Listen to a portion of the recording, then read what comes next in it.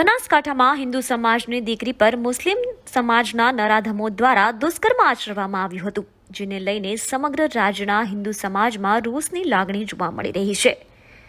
ત્યારે શ્રી રામ સેવા સમિતિ દ્વારા રેપના આરોપીની અટકાયત કરી તેને કડકમાં કડક સજા કરવામાં આવે તે મામલે બનાસકાંઠાના કલેક્ટરને આવેદનપત્ર પાઠવવામાં આવ્યું છે।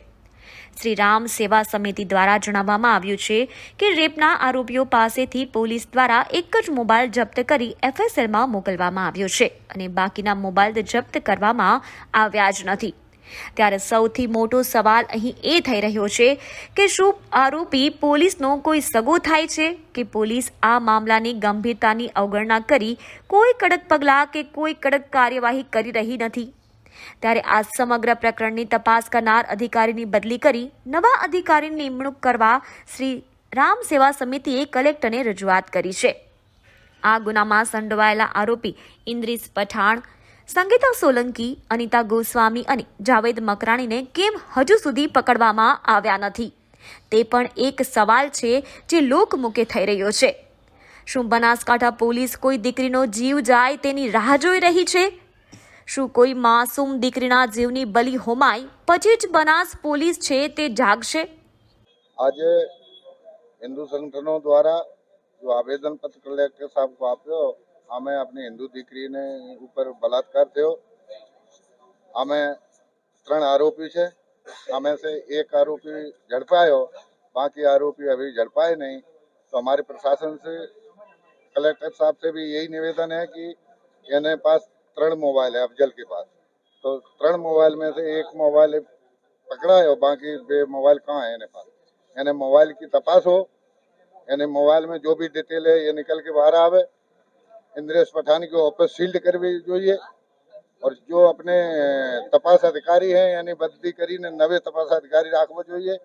हमारे हिंदू छोकरी को न्याय મળે एवं कलेक्टर साहब से निवेदन है, प्रशासन से भी यही निवेदन है।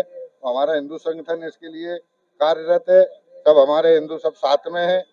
आगे अगर इसमें न्याय नहीं मिलता है तो आगे भी जो हमको अच्छा लगेगा वो हम कार्य करेंगे, फिर प्रशासन जवाबदार होगा। વિષય એવો છે કે કોઈ પણ સમાજની, કોઈ પણ ધર્મની, કોઈ પણ દીકરી હોય, પ્રશ્ન આ એક દીકરી પૂરતો પ્રશ્ન નથી કે આ બનાસકાંઠા જિલ્લા કે પાલનપુરનો આ પ્રશ્ન નથી, આ પ્રશ્ન આખા દેશનો છે અને આખા દેશ નહીં, દેશ પરદેશમાં બી આ પ્રશ્નો અત્યારે થઈ રહ્યા છે। હિન્દુઓ પર ઠેર ઠેર હુમલા થઈ રહ્યા છે। તો શું સાબિત કરવા માંગે છે લોકો?